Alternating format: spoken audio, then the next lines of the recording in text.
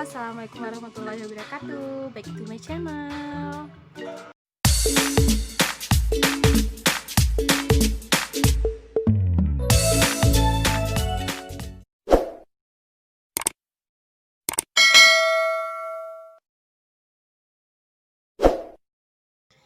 Nah, teman-teman, pada kesempatan ini saya spesial ingin memberikan sebuah video berkaitan dengan dunia perkuliahan.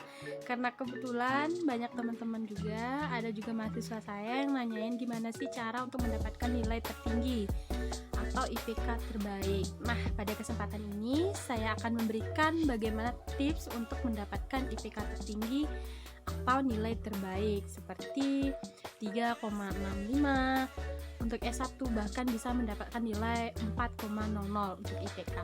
Nah, sebelum teman-teman simak, jangan lupa di like, di komen, dan subscribe.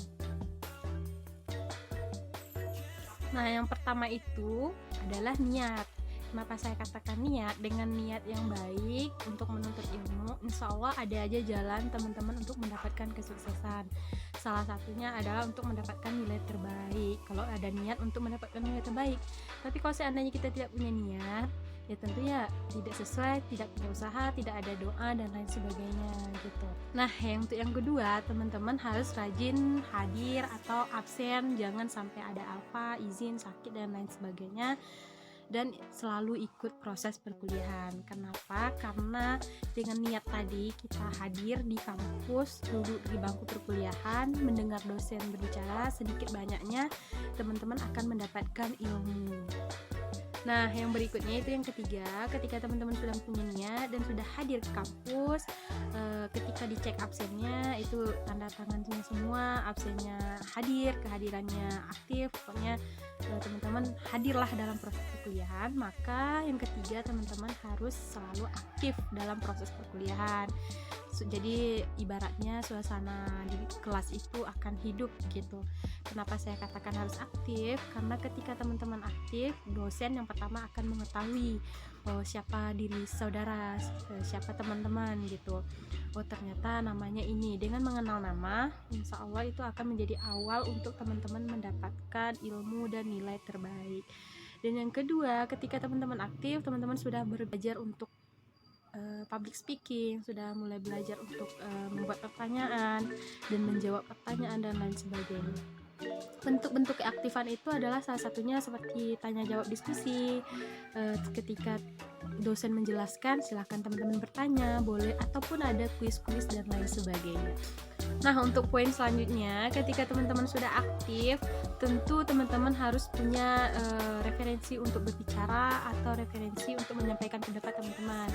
Nah, saran saya teman-teman harus banyak-banyak membaca buku atau jurnal, artikel, dan banyak-banyak ke perpustakaan, ada e-book juga, dan membeli buku gitu. Itu adalah saran saya. Yang keempat, poin keempat yang teman-teman harus kuasai ya, sering-sering banyak membaca, karena dengan ilmu, dengan baca-bacaan yang ada, dengan buku yang ada, referensi yang kita banyak, semakin banyak yang kita baca, semakin banyak ilmu yang kita dapat, dan kita semakin banyak referensi kita untuk berbicara ataupun berpendapat gitu.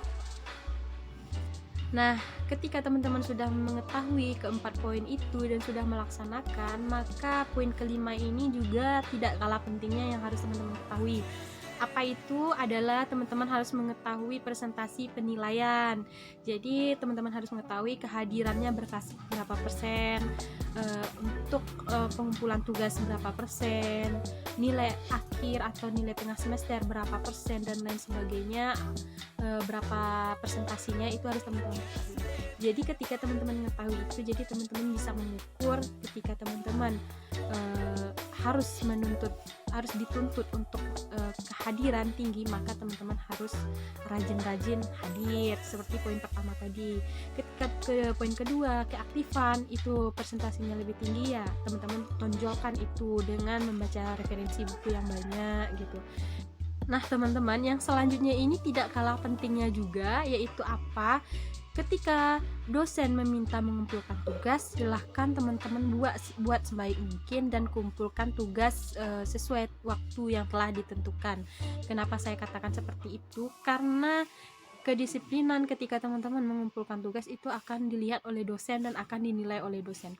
siapa yang mengumpulkan pertama dan nama itu yang akan diingat oleh dosen gitu. Jadi kalau pesan saya, kalau saran dari saya, sebaiknya tugas itu dikumpulkan tepat waktu dan dengan catatan dibuat sebaik mungkin dan benar sesuai dengan saran-saran yang diminta oleh dosen.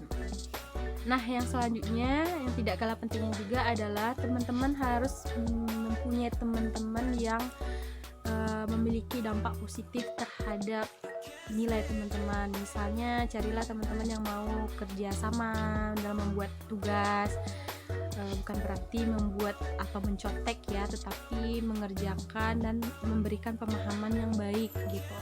Dan yang kedua, teman-teman yang mau diajak diskusi silahkan berargumen dan lain sebagainya, tukar pikiran gitu, dan buatlah kelompok belajar di luar kelas gitu. Jadi itu adalah bentuk-bentuk proses pembelajaran di luar dari jam mata kuliah gitu, sehingga teman-teman tidak hanya mendapatkan ilmu di kelas dari dosen saja, tetapi dengan begitu, dengan teman-teman sudah membuat kelompok belajar dan memiliki teman-teman yang memiliki dampak positif itu, sehingga teman-teman sudah membentuk diri teman-teman untuk berusaha menjadi pribadi yang pertama, pribadi yang baik, yang mempunyai referensi, yang mempunyai argumen, dan siap berbicara, dan siap berpendapat, dan siap aktif di proses perkuliahan, sehingga nilai teman-teman juga akan menjadi meningkat ataupun lebih baik dan ataupun bisa dipertahankan gitu. Ini adalah poin terakhir yang harus teman-teman ketahui, dan ini adalah yang menurut saya sangat penting sekali, karena poin terakhir ini tidak bisa dipisahkan dengan poin-poin sebelumnya. Bahkan ini adalah hal terpenting yang menurut saya harus teman-teman miliki gitu untuk mendapatkan nilai tertinggi. Apa itu? Adalah etika. Kenapa saya katakan etika? Karena etika adalah sesuatu sikap yang dimiliki oleh seseorang yang menurut dosen itu adalah baik tutur katanya, baik bahasanya, sopan santunnya, sikapnya bersama teman seperti apa, dengan dosen seperti apa gitu, dosen yang lebih tua seperti apa, dosen yang lebih muda seperti apa gitu. Walaupun kita kadang seumuran dengan dosen, tetapi dosen sangat senang ketika dosen bisa dihargai oleh mahasiswanya gitu. Itu adalah poin terpenting menurut saya, adalah etika.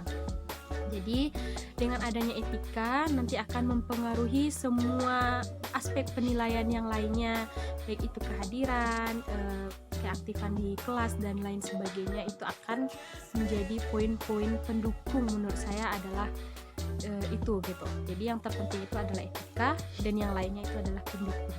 Ketika teman-teman sudah menghargai dosen, teman-teman siap untuk membuat tugas sesuai dengan arahan, siap mendengarkan penjelasan dari dosen, dan siap mengumpulkan tugas tepat waktu. Itu kan adalah salah satu bentuk etika, salah satu bentuk kedisiplinan teman-teman gitu.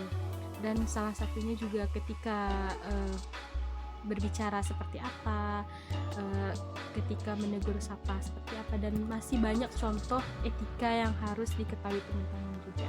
Tapi setidaknya silahkan nanti di searching aja seperti apa etika-etika di kelas, di luar kelas, bersama dosen gitu, dan masih banyaknya. Pokoknya ini adalah intinya, yang menjadi pengaruh terbesar itu adalah etika. Baru nanti bisa jadi yang lainnya, keaktifan kelas, referensi buku, banyak membaca, pintar, dan lain sebagainya, itu adalah menurut saya pendukung.